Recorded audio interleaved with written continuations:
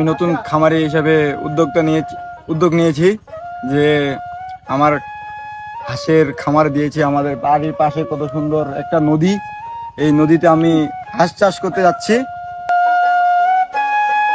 এই হাঁসের খামারটি দিয়েছেন, তা আপনার ভবিষ্যৎ পরিকল্পনা কি? আপনি কি এই কাজটি অব্যাহত রাখবেন নাকি বাদ দিয়ে দিবেন? ইনশাল্লাহ চেষ্টা করতেছি যে আমি অব্যাহত রাখবো এই কাজটিকে, আর সর্বোচ্চ দিয়ে চেষ্টা করব যে আমার এইটা খামারটাকে বড় করার জন্য।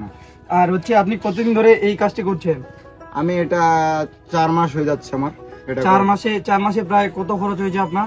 4 মাসে আমার নিম্নে 50,000 টাকা চলে গেছে। 50,000 টাকা চলে গেছে। তা লাভের আশা কি দেখছেন কিছু?